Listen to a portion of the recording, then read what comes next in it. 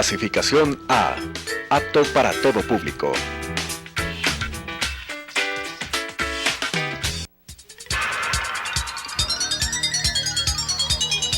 Las opiniones vertidas en este espacio por la producción y dirección del programa son de exclusiva responsabilidad de sus autores y de quienes intervienen en ellos.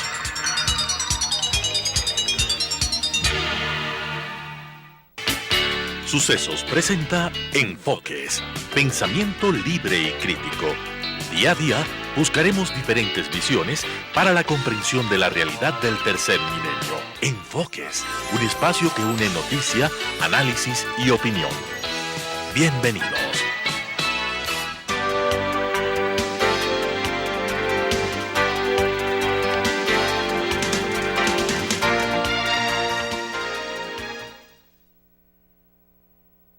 Gracias por continuar con nosotros. Damos la bienvenida en este momento al ingeniero Marco Antonio Ceballos. Recordamos que él es el gerente de la empresa de agua de Quito. Con él queremos hablar sobre este importante paso que ha dado la empresa al conseguir $70 millones de lo que significa la Agencia de Cooperación Francesa para nuevos proyectos de agua potable para la ciudad de Quito. Ingeniero, ¿qué significa esto para la ciudad? ¿Cuándo se van a empezar a implementar? Y sobre todo el haber conseguido un crédito sin garantías soberanas. Bueno, buenos días, Claudia. Muchas gracias por la entrevista. Bueno, es un proceso que ha costado un arduo trabajo en vista de que habíamos estado solicitando desde el año 2015 en especial, un crédito al gobierno con garantía soberana, que nos den un cupo para obtener un crédito con garantía soberana. Nosotros siempre hemos ¿Qué significa esto de la garantía soberana? Porque este no tiene. ¿Qué significa la garantía soberana? El Estado le garantiza el préstamo. Si Ya. usted no paga, paga el Estado. Obviamente eso no ha pasado con la empresa siempre ha honrado sus deudas. Tenemos como 7 u 8 operaciones con el Banco Interamericano de Desarrollo desde hace 30 años, las cuales han sido pagadas a su tiempo y en su forma muy correctamente. Pero en vista de la situación económica que tuvo el país, no había crédito para garantía soberana, lo cual era complicado financiar proyectos de la empresa que son de mucha magnitud. Para esto, la AFD, que es el Banco de Desarrollo de Francia, confió en nosotros y luego de un trámite muy complejo, de mucho análisis, de evaluar la capacidad de pago de la empresa, de ver todo su cartera de cobranza, de ver toda su fortaleza técnica, financiera, nos dio el crédito. También al final del proceso el Comité de Deuda del Ministerio de Finanzas aprobó el crédito porque tiene que pasar por ahí al ser una deuda de país. Esto es muy importante porque abre un nuevo camino para los municipios y empresas del país a obtener una nueva opción de financiamiento. Obviamente es un proceso largo y tedioso, pero que nos ha ayudado mucho. Con este proyecto vamos a financiar... Pero el proceso además permite visibilizar la importancia, la seriedad de la empresa como la empresa de agua de Quito. Claro. Si no hubiera concluido el proceso de manera positiva con el crédito sin garantía. Así es, claro, es una muestra de confianza, y de la solidez y confianza en la empresa, ¿no? Y sobre todo de la administración y de la alcaldía municipal.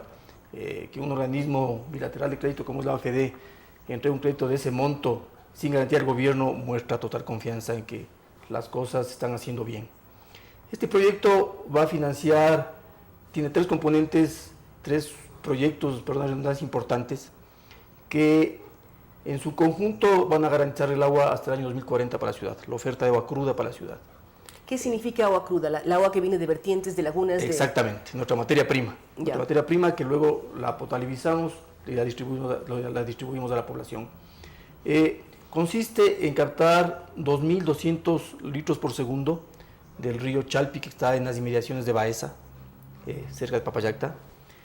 Una conducción de 12 kilómetros, una tubería de 48 pulgadas, de casi más de 1 metro de diámetro.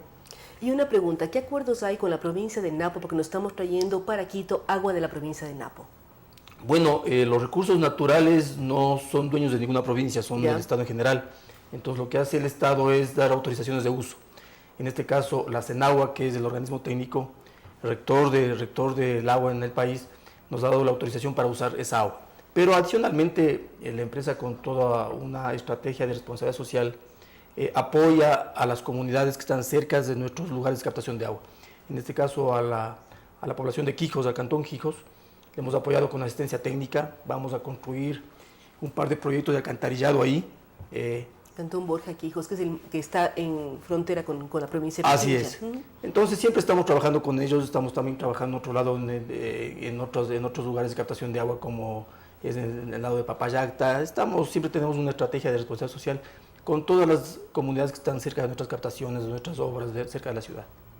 Entonces, usted con este caudal de agua que habla de una tubería muy grande de 2000 y tantos litros por segundo, garantizamos que Quito tenga reservas o tenga cómo abastecerse de agua hasta el 2040. Hasta el 2040, así es.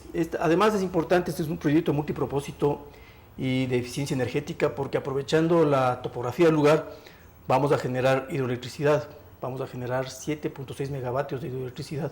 Y dentro de este préstamo, los 70 millones, está ya contemplado este proyecto para generar hidroelectricidad. Este es uno de los componentes, ya le voy a explicar los otros dos.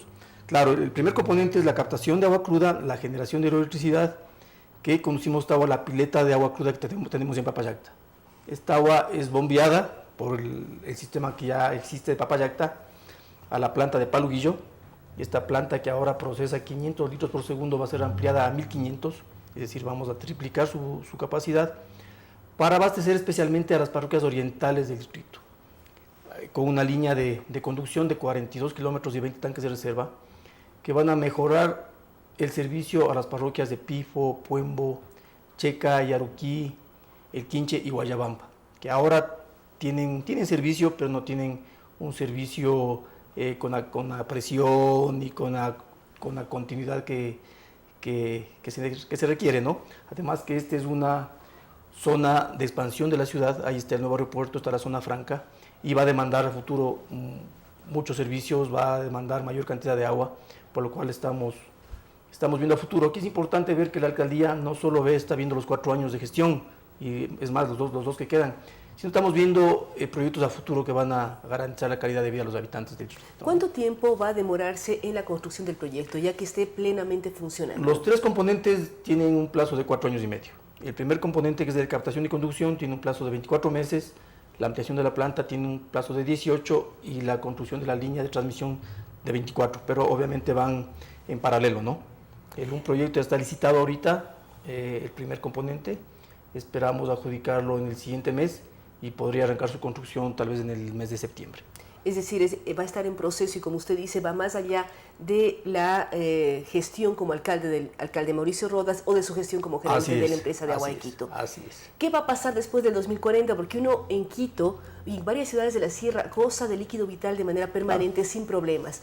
¿Cómo conseguir más fuentes de agua con una población cada vez creciente del distrito? Claro, esta agua del proyecto Chalpi que estamos captando tiene que ser utilizada también en otros proyectos. Estamos ya gestionando un crédito para la parroquia de Calderón. Calderón es la parroquia que tiene alrededor de 250.000 habitantes, es similar a una población de una ciudad intermedia del país, como Ambato, como Ibarra, como Riobamba, y tiene unas tasas de crecimiento altísimas.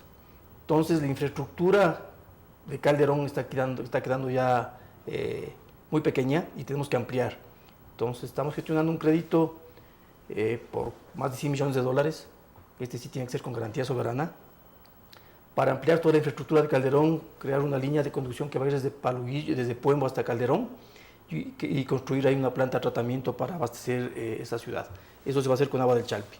Luego de que utilicemos todos estos 2.200 litros por segundo hasta el año 2040, viene otra etapa. Todo esto es parte del proyecto Ríos Orientales. Esta es la primera etapa del proyecto Ríos Orientales. La segunda etapa es el proyecto Quijos, que garantizará el agua hasta el año, 2080, 2100. Es una etapa muy costosa en la cual la empresa ya comenzará con sus estudios, con los diseños definitivos del proyecto, para igual arrancar con las etapas de financiamiento y todo a futuro. Una parte es del agua potable, que ustedes garantizan el servicio a todos los hogares del Distrito Metropolitano. ¿Qué ocurre con el otro sistema, que es el de alcantarillado y el de aguas servidas? Bueno, en agua potable tenemos una cobertura ya casi del 99% en el Distrito Metropolitano de Quito. Es una ciudad, Quito es la ciudad mejor servida del país. Tenemos ya una cobertura universal, ya no tenemos brecha entre la población urbana y la población rural, es decir, todos tenemos agua. En el alcantarillado tenemos un 93% de cobertura, y también es una cobertura muy alta. Y tenemos un proyecto muy importante que es el de descontaminación de los ríos. Como usted sabe, todas las descargas de las aguas servidas de la ciudad van son descargadas en las quebradas de ríos, lo cual produce una contaminación y un problema para la ciudad. Aquí nosotros ya hemos dado el primer paso e inauguramos la primera planta de tratamiento de aguas residuales que está ubicada en Quitumbe, en el sur de la ciudad. Es una planta pequeña, pero con tecnología de primera y la más moderna del país. Con esta planta de Quitumbe, más un conjunto de interceptores que estamos construyendo por administración directa en el sur de la ciudad, hasta el año 2019 nos hemos planteado la meta de descontaminar los ríos y quebradas del sur de la ciudad, hasta el sector del Trébol. Del sector del Trébol para el norte tenemos un proyecto muy ambicioso que es el proyecto Vindobona. Tiene una inversión de $900 millones. Consiste en construir un túnel de 24 kilómetros, una planta de tratamiento de aguas residuales de 7.000 litros por segundo y vamos a generar también 43 megavatios de energía. Es un proyecto, como lo digo, muy ambicioso, de muy alta inversión, en la cual ni la empresa ni el municipio tiene capacidad para endeudarse en ese monto. Entonces estamos en el proceso de selección de un socio estratégico para hacerlo mediante una alianza público-privada o una alianza estratégica. Con esto pensamos que de aquí a 10, 15 años podríamos tener una cobertura de más del 90% de tratamiento de aguas residuales. Es decir, tenemos en este momento el 99% de agua potable, el 93% de alcantarillados y nos falta el tema de aguas residuales que usted lo planifica para que aquí en tenemos una cobertura muy baja, pero estamos dando pasos importantes para solucionar ese tema en el país. ¿Cómo involucrarse como ciudadano, como vecino de la ciudad para ser más consciente del uso del agua, del cuidado de las rejillas, de sumideros? Porque a veces también cuando llueve en Quito, que sigue lloviendo en Quito, vemos problemas por descuido de quienes vivimos en la ciudad. Sí, ahí es importante que la ciudadanía sepa que el agua potable de Quito es la mejor agua del país. Es un agua que está certificada con un sello de calidad INEN, cumple al 99.99% los 69 parámetros de la norma INEN. Entonces es un agua que puede beberse del grifo con total confianza. Hace poco salió un estudio... Siempre y cuando las cisternas de las casas estén limpias. Salió un estudio que decía que el 20% del agua en el país tiene coliformes fecales y cosas. Eso en Quito no pasa. Claro, y como usted muy bien lo dice, Claudia, la responsabilidad nuestra es hasta el medidor. Del medidor para adentro, en los hogares, en los edificios, en las instalaciones que tienen cisternas, estas deben ser mantenidas por su dueño. Eso en el lado de agua potable. En el lado de alcantarillado, importantísimo que la ciudad no bote basura en las calles. Las basuras en las calles, cuando llueve arrastra, tapan los sumideros y producen inundaciones.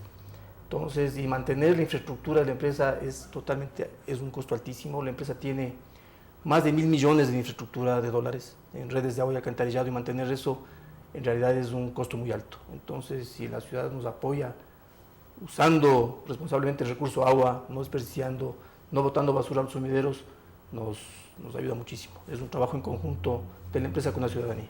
Muchísimas gracias al ingeniero Marco Antonio Ceballos, que hoy hemos hablado de cosas muy positivas. El hecho de que la empresa haya conseguido este préstamo a la cooperación francesa, $70 millones para este proyecto que va a garantizar el agua a Quito hasta el 2040, es una muy buena noticia que nos llena de alegría y vamos a mirar con muchísimo interés cómo avanzan los proyectos. Él habla de que la primera fase estará en el 2019 y las otras posteriormente, pero además demuestra una empresa que se preocupa por planificar, ver el futuro de una ciudad.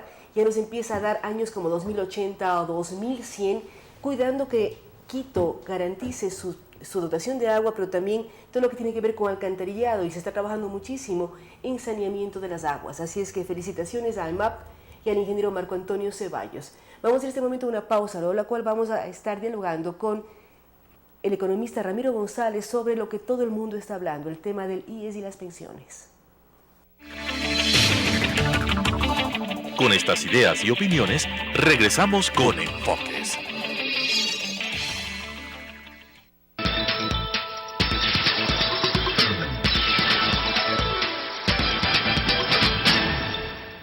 Quito TV es una revista noticiosa en donde sintetizamos diariamente la información local, nacional e internacional, desarrollada y analizada por expertos.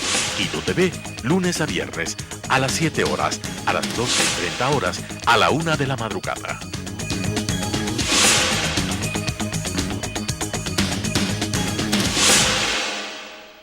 La historia está hecha de lo que unos quisieran olvidar y lo que otros no pueden olvidar. Es tarea del historiador averiguar el porqué de lo uno y de lo otro. Carlos Freire la asume con grandes y pequeñas historias de la historia. Lunes y jueves, 17:30. Reprise, sábados y domingo a las 21 horas.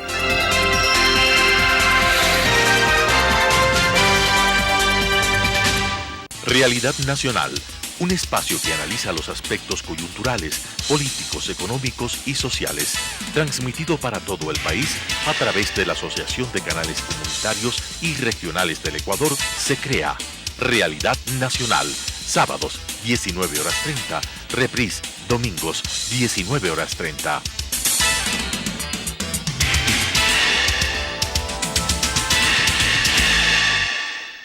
Conozca Taiwán es un programa de intercambio cultural que presenta las distintas facetas de la sociedad taiwanesa.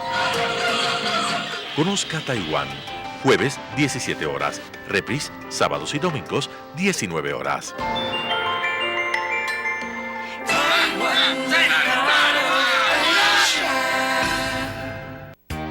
Preescolar, El Parque, un lugar excepcional para crecer.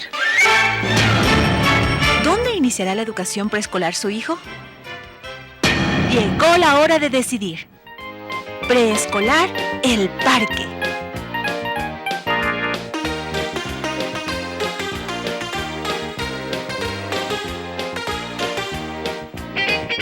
Estamos ubicados en la calle Vaquerizo Moreno, E750, entre Diego de Almagro y Reina Victoria, frente al Parque Gabriela Mistral. Admisiones 099 73 72 081.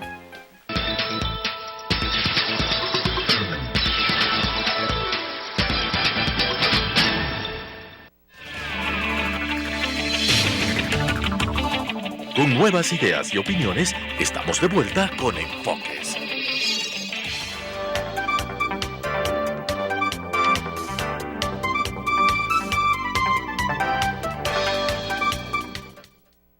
Gracias por continuar con nosotros. Como lo habíamos anunciado, damos la bienvenida al economista Ramiro González. Con él queremos hablar sobre la situación del IES. Economista, usted fue el director del Instituto Ecuatoriano de Seguridad Social.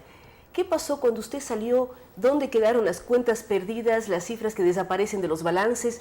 En donde genera una enorme inquietud de todos los afiliados. Todos nosotros aportamos al Seguro Social, pero no sabemos si cuando nos jubilemos va a haber o no va a haber recursos. Buenos días, Claudia. Un saludo cordial a los amigos y amigas televidentes. Yo fui presidente del directorio, no fui director general, fui presidente del directorio. Y como tal nosotros, Claudia, hicimos un trabajo importante de poner al día las cuentas. Por primera vez en el IES tenía balances al mes, porque así nos obligaba la superintendencia de bancos. Si nos demorábamos un mes en los balances, nos multaba. ¿Y qué pasó con la superintendencia entre su gestión y la posterior, bueno, o las posteriores? De lo que he oído a los miembros del Consejo Directivo, desde el 2015 no hay balances en la institución, porque nadie los quería firmar. Pero la superintendencia no exige esos balances. Claro, pero ahí usted ve que la superintendencia ha dejado ese rol. Pero mire, nosotros dejamos un trabajo espectacular haciéndolo. Mire, aquí está la carta que le enviamos al presidente Rafael Correa con fecha 4 de febrero del 2009, donde le digo, con base en los antecedentes mencionados, el Consejo Directivo del IES resolvió presentar a usted el proyecto de reglamento general a la Ley de la Seguridad Social, ¿no? Y ahí los miembros de la comisión, que ya le voy a leer quiénes nomás fueron, en uno de sus apartes... ¿Eran reformas a la ley? No, era el reglamento a la ley. Que ellos argumentan ahora que no podían pagar porque no hay reglamento. El reglamento existía. Y los miembros de la comisión dicen, el aseguramiento se financia con los aportes individuales, los aportes patronales, la contribución del 40% obligatoria del Estado para los jubilados, contribución de seguro de salud para jubilados y trabajadores de hogares a cargo del Estado y demás rentas, utilidades, ingresos por servicios prestados y otros recursos. Aquí estaba todo reglamentado. Y mire, gente de tan alto nivel como por ejemplo Armando Bermeo Castillo, expresidente de la Corte, el doctor Ezequiel Bermeo Vallejo, lo mismo. Es decir, gente muy valiosa, y de la superintendencia, el doctor Renán Mosquera Ulestia, gente muy valiosa, que hicieron el reglamento y lo presentamos en el 2009. No les dio la gana presentarlo. De ahí nosotros pusimos en orden las cuentas. Todos los meses, Claudia, le enviábamos al ministerio la deuda del IES, sobre todo la de salud, todos los meses. Señor, usted debe 150 millones, usted debe 170 millones, usted debe 180 millones, que en ese tiempo todavía la deuda era de ese tamaño. Pero estamos hablando 2009. Claro. Es decir, estamos hablando ya de varios años Claro, atrás, mire, 8 años atrás. Mire, deudas del Estado con el IES, año por año, de salud, de jefes de hogar, de discapacitados, absolutamente de todos, se le mandó la deuda. Entonces, el asunto de fondo, Claudia, radica en que lo que querían era liberar 2.500 millones de dólares para poderse endeudar, por una sencilla razón. Mire, yo le voy a leer una parte de... Pero antes de eso, ¿qué pasó con el aporte del 40% del Estado para los jubilados? Eso también ya no se da. Eso lo quitaron, pues. Pero es por eso legal, yo salí ¿no? del IES. Es ilegal totalmente, porque en la Constitución y en la ley decía que dice, porque que es no se lo ha obligatorio. cambiado, que es obligatorio, ¿no? Y si sumo el 40% del aporte estatal más la deuda de salud, ¿en cuánto está la deuda? Bueno, solo la deuda de salud son aproximadamente unos 1.800 millones de dólares. 2.800 de acuerdo al informe de Contraloría, millones. ¿Y lo del 40%? Y lo del 40% son 2.500 millones solo en 2 años que no han pagado. Cada año el 40% significa alrededor de 1.250, 1.300 millones de dólares. ¿Y desde qué año dejó de pagar el Estado? 2015. O sea, ya va para el tercer año.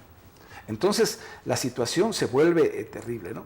Mire, yo lo que quería mostrarles esto, ¿no? En el registro oficial número 387 del 23 de julio del 2004 se dice: con el fin de garantizar el financiamiento permanente de las pensiones jubilares, el Ministerio de Economía y Finanzas cumplirá estrictamente con el pago de la deuda al Instituto Ecuatoriano de Seguridad Social, según lo establezcan los incisos 3 y 4 del artículo 5 y el numeral 1 del artículo 17 de la Ley Orgánica de Responsabilidad y Transparencia Fiscal, ¿no? Entonces, aquí le ve muy bien, y aquí tengo otro artículo que dice... ¿Y esto en qué año fue ese? Mire, si me permite, sí. En el 2004, le estoy leyendo esto que está en la Ley de Transparencia Fiscal. El valor real de la deuda que mantiene el Estado con el IES deberá ser cancelada. Los dividendos deberán constar anualmente y de forma obligatoria en el presupuesto del gobierno central y no podrá destinarse a gastos corrientes ni operativos, sino al pago y mejoramiento de las pensiones jubilares, aun cuando no se hayan efectuado las conciliaciones del caso. Entonces aquí está la clave. Eliminaron el 40% para endeudarlo al Ecuador en 2.500 millones porque ya el tope del 40% no les daba. Entonces hay un doble delito: haberle quitado el 40% y haber endeudado al Ecuador en 2.500 millones más sobre el límite de endeudamiento. Por eso yo me salí, Claudia. Por eso yo me salí. ¿La renuncia suya en qué año fue? En el 2013. 2013. En el 2013. ¿No? Yo salí del IES cuando al IES lo dejamos con 28 hospitales, con pensiones jubilares dignas, con el Banco del BIES. Con el Banco del BIES para hacer mejores inversiones. Es decir, todo, y después lo desmoronó el señor Cordero y los sucesivos lo acabaron a la seguridad social, sobre todo este señor Espinosa, que ha sido el sepulturero de la seguridad social. Pero mire usted, para que se dé cuenta la viveza criolla de este señor. Aquí está el informe al señor economista Andrés Ponce Schneider, director general del Instituto Ecuatoriano de Seguridad Social, donde en la conclusión le dicen: de conformidad con el análisis de los fundamentos de hecho y de derecho expuestos en el presente informe, se concluye que no existe deuda o obligación que se haga exigible por la falta o vigencia del reglamento de la Ley de la Seguridad Social, que le demostré que sí estaba. Desde el 2009. Desde el 2009. Tal como lo establece la propia Ley de la Seguridad Social, de la cual no es legal hacer una determinación de montos o porcentajes por concepto de contribución de prestación de salud. Y lo firma un doctor Cristian Hidalgo, delegado del Instituto Ecuatoriano de Seguridad Social, y el doctor Marco Almeida Costa, delegado del Ministerio de Finanzas. Aquí la Superintendencia de Bancos, que es la que tiene que controlar, eso no asoma. ¿Por qué? Y entonces esto es el 13 de abril del 2015. El señor subcontralor general del Estado, doctor Pablo Cele, actual contralor, con fecha 17 de septiembre del 2015, le manda una carta al señor Espinosa diciéndole: ¿qué es eso de esa comisión? ¿Quién la nombró? ¿Acaso el Consejo Directivo nombró esa comisión? Nunca la nombró. Y además le dice, es claro que cualquier decisión que comprometa al instituto no puede provenir simplemente de un delegado independiente de alcance de delegación conferida, más aún si su designación no proviene de la máxima autoridad del IES, sino del director general encargado, mediante memorándum fechado el 8 de abril del 2015, del cual cabe señalar no posee numeración alguna. Es decir, lo hicieron firmar al encargado del encargado con una delegación que nunca conoció el consejo directivo. Y el señor ahí afuera, ¿no? Obviamente obedeciendo las leyes del presidente. Pero además tenemos, Claudia, lo que yo cobré, pues. Yo cobré 2.500 millones de dólares, del 40%. Mire usted, con fecha 17 de mayo del 2010, aquí está, firmado por el economista Patricio Rivera, Ramiro González, donde paga 666 millones. Esto es el 5 el 17 de mayo. No solamente que no licuó la deuda, sino cobró la deuda y dejó los balances claros. Claros, mire usted, con fecha 16 de septiembre, aquí está otro convenio de pago por 762 millones, firmado por el ministro de Finanzas. ¿Y cómo pudieron pagar eso si no había reglamento, si no había nada? Ahora, la pregunta, economista, es, el reglamento fue entregado en el 2009 por parte de esta comisión liderada por usted, como presidente del IES. Si no se publica el reglamento, ¿existe el reglamento? Porque aparentemente no ha sido publicado. Claro, pero la Constitución es muy clara. Dice, el único que puede expedir reglamentos a la ley es mediante decreto ejecutivo. Entonces la responsabilidad está clarita en quién está.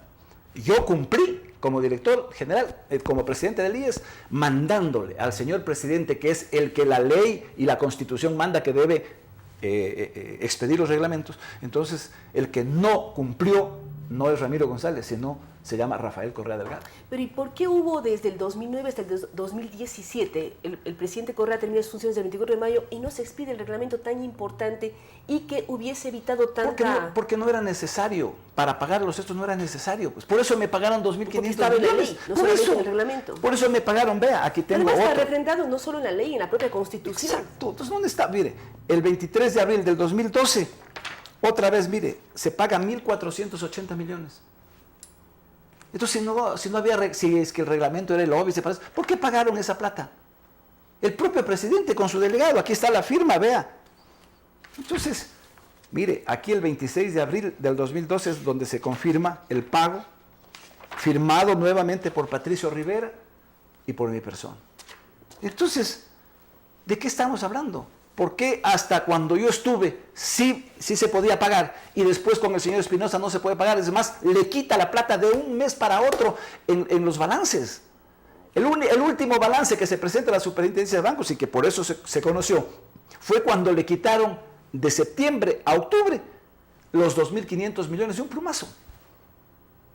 Sin haber informes actuariales, sin haber absolutamente nada, sin haber un informe de delegados oficiales del Consejo Directivo, de la Superintendencia de Bancos, nada. Y por eso, obviamente, el informe de Contraloría es tremendamente claro. Es decir, en este caso la Contraloría actúa bien y exige que eso sea devuelto y que esté en los balances. Y que en los balances desde septiembre a la fecha se siga sumando lo que la Seguridad Social debe... Tiene que pagar los intereses que la ley manda. Que el Ministerio de Salud o el área de salud del Estado lo debe a la Seguridad Social. Pero no solo, ese es el Ministerio de Finanzas, no es el Ministerio de Salud. Esa es otra cuenta. Es otra cuenta. Es otra cuenta como ¿Cuántas prestador. hay entre los unos y los otros? El IES se financia con aportes de los trabajadores, con aportes patronales, con los rendimientos de las inversiones que se hacen a través del BIES, ¿no es cierto? Eso es el financiamiento. Entonces, hay deudas. Hoy día veo, por ejemplo, que las cámaras dicen que el sector privado no tiene deuda. Sí tiene deuda, porque hay mora patronal, pues. No es que sea un monto gigante, pero en mi tiempo, por ejemplo, significaban como 200 millones de dólares. Y se habla de que posiblemente sean 900 millones de dólares. Exactamente. Habría que analizar cuánto debe el sector ahora, privado. ¿no? Y también, pero no son las cámaras como individuales. tal, el sector privado, porque es cada patrono qué problemas está teniendo de retrasos. Por eso, pero también hay que tomar en cuenta aquello, que hay una moratoria por ahí. También hay de los que son afiliados individualmente, afiliados voluntarios, que también se atrasan, ¿no es cierto? Entonces, todas esas cosas hay que irlas arreglando. Pero, Claudia, yo creo que hay que hacer un esfuerzo enorme. Ahora, aprovechando que el presidente Lenín Moreno habla de diálogo, Yo creo que esta debe ser el primer gran acuerdo nacional para hacer una nueva ley de la seguridad social que le dé sostenibilidad al sistema, porque el IES está quebrado, no tiene futuro. Pero si al IES se le pagan todas las deudas, sí tiene futuro. Todavía no. Todavía no, por más que le paguen todo. No, porque no es también justo que el Estado siga pagando un 40%, ¿no es cierto? Porque antes las pensiones eran muy bajas y entonces y cada vez habemos personas o más número de jubilados. Exacto, y además había menos afiliados a la Seguridad Social. La dolarización también afectó mucho a las cuentas del IES, ¿no es cierto? Y por eso. Pero eso ya se fue superando. Ahora tenemos más de 3,5 millones de dólares gracias al esfuerzo que se hizo en mi administración para duplicar el número de afiliados a la Seguridad Social. Entonces ya no es la misma situación. Pero tampoco es, por ejemplo, ahora una persona de 60 años está enterita para trabajar y quiere seguir trabajando. Hay que darle incentivos, no obligarlo. Yo soy de acuerdo que se deje 60-30, 60 años de vida y 30 años de servicio, pero que sea optativo. Pero si usted quiere jubilarse con el 100% de su jubilación, incentívelo para que se lo haga en 65 años, en 68 años, ¿no es cierto? Porque la gente quiere seguir trabajando. Y los que no quieran que se retiren a los 60, pero que haya esa opción. Yo hice eso. Yo, por ejemplo, establecimos en la administración nuestra un plus al que se jubilaba con 65 años, se le daba casi el 90% del último salario, en vez del 70%. Entonces mucha gente optaba porque se sentía plena de trabajar. Porque mire, cuando usted se jubila de 60 a 30, pasa a recibir casi la mitad del salario, ¿no? Ya sin trabajar. Entonces la gente dice, yo todavía tengo este momento chicos en la universidad, etcétera, yo prefiero seguir trabajando. Entonces todas esas reformas hay que hacerlas, pero en base a un gran consenso nacional, porque aquí ojalá se lo haga pronto, porque esto afecta a algunos sectores. Entonces en épocas electorales no va a haber. De hecho, quiero decirle aquí a la ciudadanía y contarles que se hizo ya un estudio de una nueva ley con el propio presidente Correa y nunca la quiso sacar, porque tenía miedo. Pero esto hay que enfrentarlo. Pero como digo, con un gran acuerdo nacional, que no la oposición diga, que los están fregando a los pobres empresarios, o que los están fregando a los pobres. No. Aquí tenemos que hacer un esfuerzo todos para darle sostenibilidad a la seguridad social. Y eso hay que hacerlo en un clima distendido como el que está ahora. Sí, pero son varios pasos. Uno, buscar una nueva ley, que todos coincidimos en que es fundamental, que tenga reglamento y que se expida el reglamento inmediatamente y no quede en el limbo desde el 2009 hasta el 2017, pero también que el Estado reconozca lo que le debe. Pero es que ya hay un mandatorio de la Contraloría. Hay un ministerio de Finanzas que dice sí, pero volvamos a las cuentas. Además hay una serie de sectores que exigen la renuncia del señor Espinosa. No renuncia. Pero tiene que dar cuentas. La Contraloría tiene que establecer responsabilidades. Tiene que dar cuentas. No es cuestión de que yo mire, Claudia, en una empresa borro del balance de las deudas. A mí me han hecho 436 auditorías de la Contraloría. Y por orden del presidente Rafael Correa, me hicieron 2 auditorías a la presentación mía de mis bienes, que uno como funcionario público lo hace, ¿no? Y vea. A la declaración patrimonial. Patrimonial, vea. Y solo ahora que se fue el Contralor, me entregan el informe, porque cuando estuvimos en campaña, el presidente le ordenó al Contralor que me haga la auditoría a mis declaraciones. Y mire usted, 6 meses pasamos entregando documentos y todo. Para concluir, que dice, en la aplicación de los procedimientos de auditoría que fueron considerados necesarios y en base a la información recibida de los diferentes organismos de control y del análisis a los movimientos de las fuentes y uso de los recursos percibidos por el economista José Ramiro González Jaramillo en el periodo examinado, se determinó desde el 2010, ¿no?, que los movimientos económicos son razonables, es decir, los recursos acreditados en sus cuentas bancarias tienen sustento con los ingresos en relación de dependencia, los consumos y los pagos efectuados son coherentes con los ingresos de la sociedad conyugal. Por lo tanto, se concluye que no se observaron en el curso del examen especial elementos objetivos que sustenten un aumento patrimonial injustificado.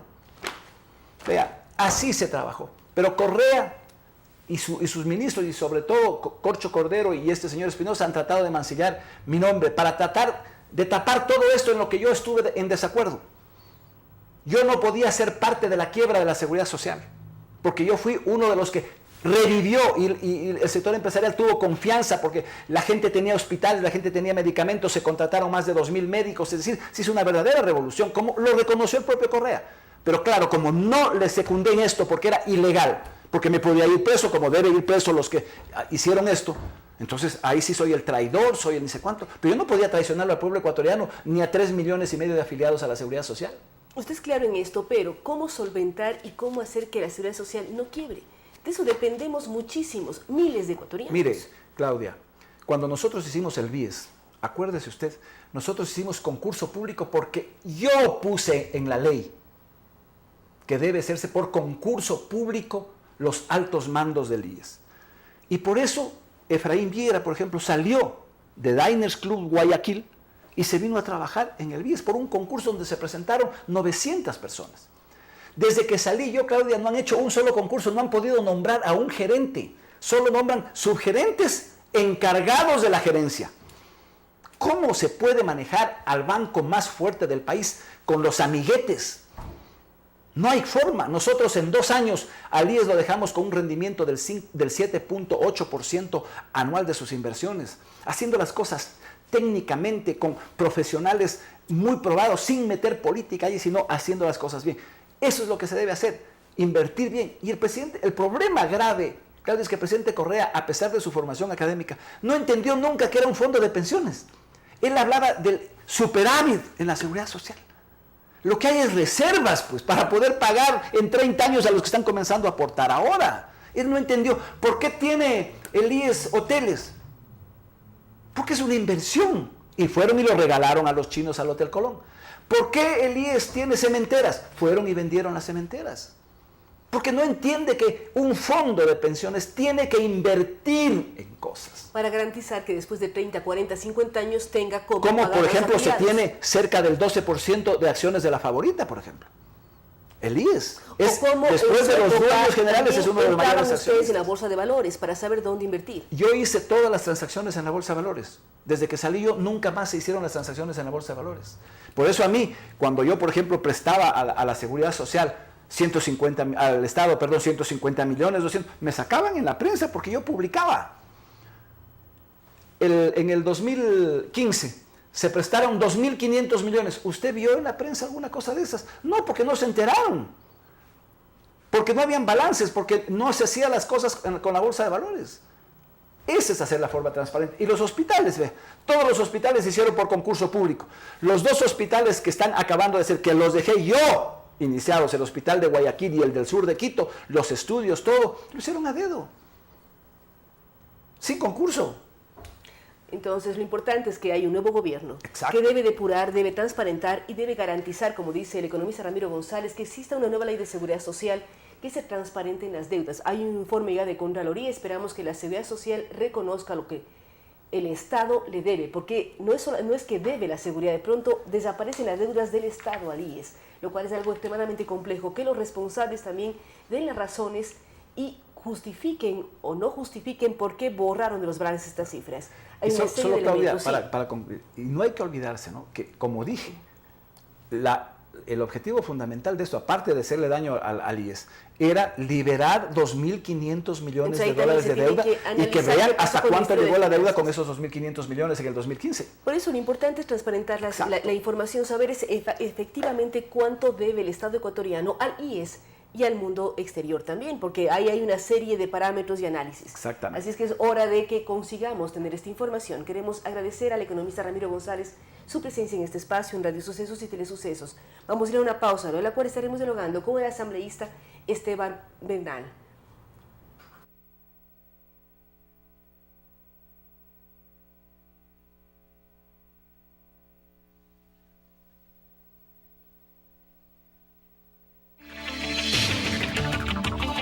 Con estas ideas y opiniones, regresamos con Enfoques.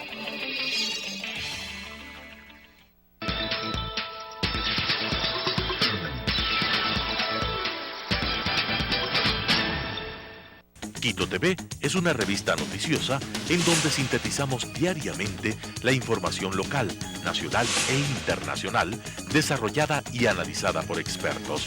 Quito TV, lunes a viernes, a las 7 horas, a las 12:30 horas, a la 1 de la madrugada.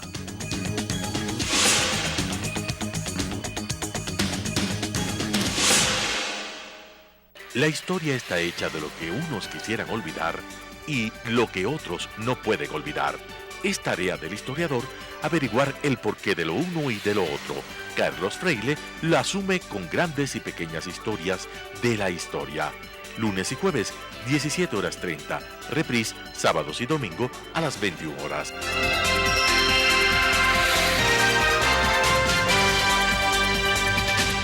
Realidad Nacional, un espacio que analiza los aspectos coyunturales, políticos, económicos y sociales, transmitido para todo el país a través de la Asociación de Canales Comunitarios y Regionales del Ecuador, se crea Realidad Nacional, sábados 19:30, reprise, domingos 19:30.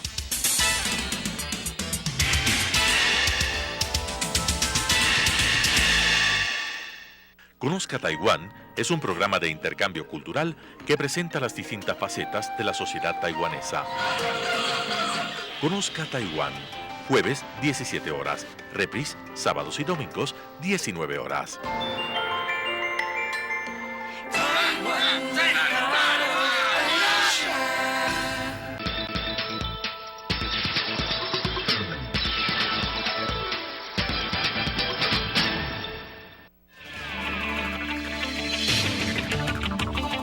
Con nuevas ideas y opiniones, estamos de vuelta con Enfoques.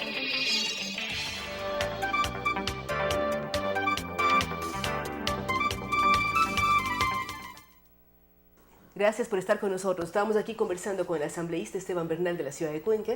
Él quiere plantear como bloque, como Creo, Suma y Podemos, una propuesta en la Asamblea Nacional que tiene que ver con una reforma constitucional. Él dice hay que tomar la palabra al presidente Lenín Moreno para hacer un cambio en la propia Constitución y lograr conseguir que ningún corrupto quede en la impunidad. ¿En qué consiste la reforma que quiere plantear Esteban? Gracias, Claudia. Buenos días a todos ustedes. Primero, un gusto compartir en este espacio en el que podamos interpretar con la ciudadanía varias de las aspiraciones que en el ámbito legislativo uno puede plantear. De hecho, uno viene y genera expectativas o iniciativas legislativas, como el caso de la reforma al sector eléctrico, basada en ciertas experiencias que tenemos en la ciudad de Cuenca, en la provincia de la Azuay. Obviamente, no son normas que rigen para la provincia, rigen a nivel nacional, pero esas experiencias que traemos desde el territorio a veces aportan para que la legislación nacional se nutra y podamos sacar adelante al país en base a la normativa y la legislación. Ahora, nosotros nos hemos involucrado y hoy estamos lanzando el proyecto de enmiendas constitucionales, porque creemos que en este ámbito que nos desenvolvemos al momento, que tiene que ver con el tema relacionado con la corrupción, una lucha total a la corrupción, pero no solamente tenemos que actuar en el ámbito de fiscalización y de denuncias, sino también de propuestas legislativas, y en este contexto hemos planteado reformar 3 artículos de la Constitución de la República, que pueden aportar a que disminuyamos los índices de corrupción y aportemos además a que se estabilice el Ecuador en ciertos marcos jurídicos constitucionales. ¿Por qué usted piensa, Esteban, que haciendo reformas de la Constitución logramos eliminar o al menos conseguir que la corrupción no quede en la impunidad? Porque, por ejemplo, en el artículo 147, numeral 18, que es el que estoy proponiendo indultar, le da una prerrogativa de indulto al presidente de la República, que a mi manera de ver, y fue el primer reclamo que realicé como asambleísta en el Pleno de la Asamblea Nacional, el indulto conferido a Antonio Buñay, que tuvo o que tiene una sentencia de 8 años de reclusión mayor ordinaria, no habiendo cumplido siquiera uno de esos años, por peculado, y fue indultado basado en el artículo 147 que le da toda la prerrogativa al presidente de la República. Claudia, hay que entender que la misma norma constitucional a la Asamblea Nacional, que es la primera función del Estado, ¿sí?, en el artículo 120, numeral 13, nos pone restricciones, y bien está que así lo haga. Nos pone que los indultos se los realice por casos humanitarios, que no se realicen los indultos cuando sean temas relacionados con afección a la administración pública, es decir, corrupción. No se realizan indultos cuando son temas relacionados con actos de genocidio. Y nosotros al presidente le dejamos toda la libertad. Imposible. Esto había pasado por desapercibido hasta que se da el caso del decreto, pero por supuesto el decreto 1415 del 16 de mayo, en donde el expresidente Correa indulta, a mi manera de ver, a la corrupción. Porque esto fue un acto de corrupción, la entrega del crédito de Gastón Dusac de $800.000 sin ninguna condición previa que exigiera para la entrega de fondos públicos. Un hecho que ha sido difundido por los medios, analizado, criticado y de pronto antes ya está sentenciado, ¿no? Antes de irse le da el indulto. ¿Qué reforma plantea usted para este artículo? Que equilibremos a las dos funciones del Estado, que tengamos la posibilidad de que el presidente de la República, que representa la función ejecutiva, tenga las mismas restricciones de la Asamblea Nacional. No creo que es algo que se vaya a negar nadie. Yo no creo que ningún asambleísta de Alianza País estuviera aquí en su medio de comunicación y usted le pregunte si aporta o aprueba o no la propuesta de enmienda constitucional planteada por este asambleísta. Estoy convencido que le van a decir que sí.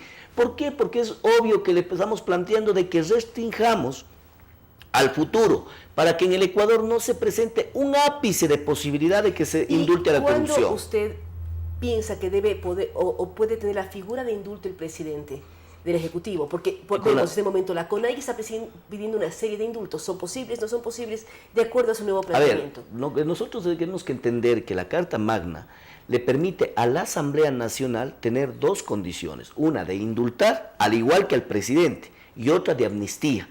La CONAIE está pidiendo entre indultos y amnistías a la Asamblea Nacional. En el caso del indulto, que son prerrogativas de las dos funciones del Estado, a la Asamblea Nacional, reitero, Claudia, nos da restricciones por casos humanitarios. ¿Por qué no el presidente también tiene que actuar en esa línea? Usted me preguntaba cómo. Por casos humanitarios. ¿Qué no debe hacer un presidente? Indultar actos de corrupción, que también nos restringe la Constitución a la Asamblea. ¿Por qué no les restringe al presidente? Para que no se den casos como el tema relacionado con Antonio Buñay. Esa es la primera enmienda constitucional que estoy planteando y que no obviamente cae en ningún tipo de ilegalidad, porque estamos planteando de que se equilibren las prerrogativas de los niveles de función del Estado a nivel constitucional. Igual, ejecutivo, pero por supuesto, que puedan dar indultos o amnistías en los mismos casos. En los mismos niveles de condiciones, no puede haber una prerrogativa, que además le vuelvo a reiterar, Claudia, fíjese usted y la ciudadanía que nos escucha y nos ve. Imagínense que esto había pasado por desapercibido hasta cuando una gran cantidad de la sociedad, la gran mayoría de la sociedad diría, nos indignamos motivados de un indulto que se le confiriera en ese momento al señor Antonio Buñay, que estuvo sentenciado a 8 años de reclusión mayor ordinaria. ¿Y sabe cuál fue la argumentación en el decreto ejecutivo? Que el señor Buñay se ha arrepentido profundamente y ha tenido un buen comportamiento. Yo me pregunto, ¿no será que la gente de Odebrecht, por ejemplo, los que están vinculados a los casos de Odebrecht, ahora no dirán, no importa, si me cogen, me voy preso, me arrepiento profundamente, me porto bien y le pido al presidente que me saque? No podemos entrar en un papel de esa naturaleza, por ello es necesario esta enmienda constitucional, una de las 3 que estamos presentando. Y lo otro, Claudia, tiene que ver con los niveles de incompatibilidad que han tenido las funciones de control en el país. Pensábamos en principio en nuestro accionar legislativo presentar una ley de incompatibilidad, pero creímos pertinente que esto tiene que ser regulado más arriba en la norma constitucional. ¿Qué quiero decir? No puede ser posible, por ejemplo, que en el caso del ex fiscal, Galo Chiriboga, habiendo sido ministro de hidrocarburos, ministro de Energía y Minas, en el año 2008, concluyendo sus funciones en octubre del 2008, en julio del año 2011, sin cumplir aún 3 años de haber ejercido su función, se posiciona de fiscal general de la Nación. Y el ayudante embajador en España también. Sí, obviamente, pero fíjese usted la incompatibilidad que existía en el momento en que se posiciona de fiscal general de la Nación. Inmediatamente su obligación era investigarse preprocesal y procesal penalmente a sí mismo, porque obviamente tenían casos como el de Palo Azul, y ahí viene un acto que a mi manera de ver, aunque esté legalizado, es una corrupción legal, porque no puede usted permitirse que exista esa compatibilidad en los órganos de control. ¿Cómo puede un funcionario público, en el caso de un ministro, optar por una instancia de control? Pero por supuesto, entonces, ¿qué fiscalizarse reforma a sí plantea mismo? usted allí? ¿Qué reforma debería estar para que un funcionario público debe esperar un plazo prudencial para poder optar por ser parte, miembro o liderar un organismo de control? Nosotros estamos planteando, Claudia, que el artículo 196 de la Constitución de la República, que determina los requisitos para ser fiscal general de la Nación, cuente con un numeral adicional, el número 4, que esos requisitos plantea específicamente esto que estamos planteando como enmienda,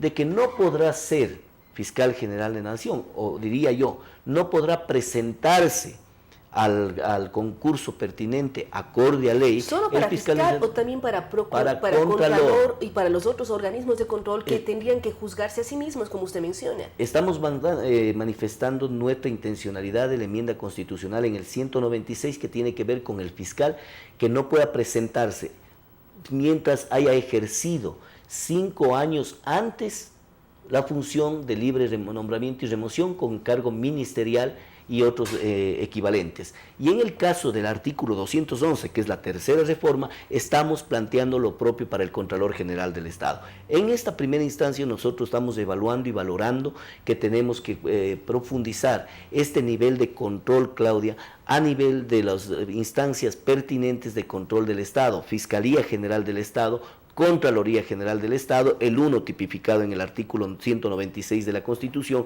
y el otro en el artículo 211. Esto nos va a permitir que tengamos la posibilidad de al menos generar un grado de idoneidad constitucional para las instancias que en este tiempo han sido criticadas. Imagínese usted el ejemplo clarísimo del fiscal general del Estado que le acabo de mencionar. Nos ha generado, en lo parecer, por decirlo menos, reprochable el hecho de que alguien haya terminado una función de libre nombramiento y remoción con nivel ministerial o su equivalente y luego pase a ser fiscal general del Estado o pase a ser Contralor General del Estado. Y en el primer caso se investigue a sí mismo y en el segundo se audite, se controle a sí mismo. ¿Cree usted que eso es primero ético para la fe pública del Ecuador? No. ¿Usted cree que eso es legítimo, que aunque siendo legal, reitero, es una corrupción solapada? Ahora, ¿qué procesos deben seguir las enmiendas? Porque escuchamos muchos comentarios. Hay un grupo que busca una reforma constitucional, usted quiere hacer unas enmiendas constitucionales, hay otros que quieren hacer una nueva constituyente. ¿Qué pasos deben seguir las enmiendas que usted está planteando? Nosotros hemos valorado varios elementos para el planteamiento legislativo. El primero, Claudia, que obviamente nos sometemos a lo que determina el artículo 441 y 442 de la Constitución, que diferencia claramente entre lo que es una enmienda constitucional y una reforma parcial de la Constitución. La enmienda constitucional es aquella que no vaya en contra de la estructura fundamental del Estado. Nos hemos cuidado plenamente con el apoyo y el asesoramiento de buenos juristas de la provincia de la Suay, de la provincia de Pichincha, juristas que nos han aportado para tener un documento que realmente sea discutido en el seno de la Asamblea Nacional y que éste se encamine efectivamente en la enmienda constitucional que nos permite realizarla con solo la participación de la Asamblea Nacional, a diferencia de la reforma parcial que requiere una consulta popular. ¿Y no necesita esto ir a la Corte Constitucional? También requiere el pronunciamiento de la Corte Constitucional. Tenemos que pasar varios filtros, pero que convencido estoy que lo vamos a lograr. Primero necesitamos contar con 45 asambleístas suscribiendo la propuesta de enmienda constitucional. Cuento con el apoyo del bloque de Creo Suma Juntos Podemos, en los cuales somos 32 asambleístas. Me faltarían 13 asambleístas para que al menos se genere la propuesta de enmienda constitucional. Esto pasará al CAL. Hoy la voy a plantear, y luego pero no en el marco. Recolectar las firmas. Exactamente, porque creo que hay que invertir la lógica, es decir, vamos a ir a construir de manera conjunta con el bloque de Alianza País, los dos bloques de Alianza País, porque tienen otro bloque adicional del grupo de amigos, algo así, de Alianza País, porque se dividieron los 74 legisladores en dos bloques, de los cuales, entiendo yo, hay dos jefes de bancadas, a los cuales he pedido ya formalmente de que me reciban en una reunión de trabajo para poder explicar el espíritu de la reforma, de la enmienda constitucional, con el bloque social cristiano, con el bloque de integración nacional, de tal forma de que esto pueda salir de una construcción colectiva, y probablemente tengamos la buena noticia de que esto marque la unanimidad por primera vez en la Asamblea Nacional. ¿Por qué lo podemos hacer? Porque cumple varios aspectos que creo que al unísono nos podemos identificar.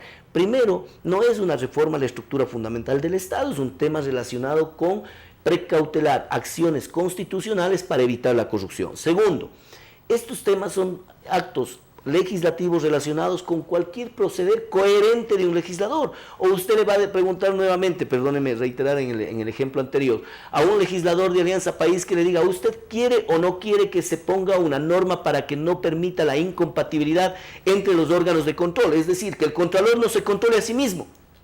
¿Quién le puede decir que no? Caso contrario, si le dijeran que no, tengo la sensación, perdóneme la procacidad y de la interpretación, que estoy legislando para Marte, Porque ¿qué legislador no le va a decir, sí, yo creo que es necesario generar una norma para evitar esa incompatibilidad jurídica que, aunque siendo legal, genera actos de corrupción? Sí, que se autocontrole la persona, o sea, no Pero puede por ser usted juez y parte, supuesto. punto. Entonces, luego de aquello pasa al Consejo de Administración Legislativa. De acuerdo a la Ley Orgánica de la Función Legislativa, se tiene que determinar y estructurar una comisión ocasional por única vez para analizar la enmienda constitucional, pero previo a un dictamen por parte de la Corte Constitucional que tiene que determinar, finalmente es la última instancia, si se considera esa propuesta de reforma legislativa, si es vía enmienda o vía reforma parcial, en cuyo caso, siendo lo segundo, requeriríamos una consulta popular. Pero convencido estoy que así va a pasar. El primer caso tiene que ser relacionado con la enmienda constitucional, para lo que requeriríamos mayoría calificada, es decir, las 2/3 partes de la Asamblea Nacional, un número de 91 asambleístas. ¿Es coherente el conseguir esa mayoría? Yo estoy convencido que sí, porque además lo contrario, en un medio de comunicación en nuestra ciudad de Cuenca me preguntaba, me decía, ¿no es una utopía entrar con un proyecto de esta naturaleza en una asamblea que está controlada por Alianza País? Yo le respondí en 2 vías. Primero, tengo la absoluta seguridad de que, siendo la propuesta coherente como es, voy a receptar y vamos a abrirnos al diálogo para que tengamos esa capacidad de generar consensos, debates, discrepancias, pero finalmente aportar en el marco de una legislación de manera conjunta y unánimemente. Y segundo, si no fuese así, y si no pudiéramos presentar propuestas legislativas por el hecho de que en el frente nuestro están 74 legisladores, nos toca solo apagar la luz, cerrar la puerta e irnos a Cuenca, pues. Y eso no es el sentido. Hay que mirar qué ocurre. Muchísimas gracias al asambleísta Esteban Bernal. Es muy claro al hablar de una propuesta de reforma de enmiendas constitucionales que busquen que deje de existir impunidad. Lo que dice él es muy claro. No puede haber la posibilidad de que quien es funcionario público después pase a ser miembro del organismo de control y el juez juzgue por sí mismo las cosas que él hizo. Así es que hay una serie de elementos que deben ser analizados al interior de la Asamblea. Esta propuesta va a ser presentada hoy, posteriormente se conseguirán las firmas y se entregará a la Asamblea Nacional para conseguir los pasos o seguir los pasos necesarios. Esperemos que se convierta en realidad, porque son pequeños detalles que en la Constitución pueden ser modificados, tanto lo que tiene que ver con los indultos del Poder Ejecutivo y del Poder Legislativo, como el tema de los nombramientos a los organismos de control. Gracias a Esteban Bernal, gracias a ustedes que nos han acompañado el día de hoy. Recordamos que este programa llega con el apoyo de Seguros Equivida. Nos vemos el día de mañana en Radio Sucesos y Telesucesos.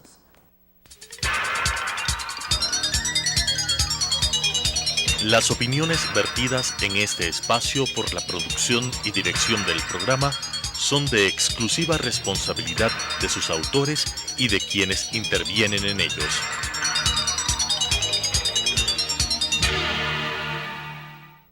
Sucesos presentó Enfoques. Pensamiento libre y crítico. Día a día buscaremos diferentes visiones para la comprensión de la realidad del tercer milenio. Enfoques, un espacio que une noticia, análisis y opinión. Hasta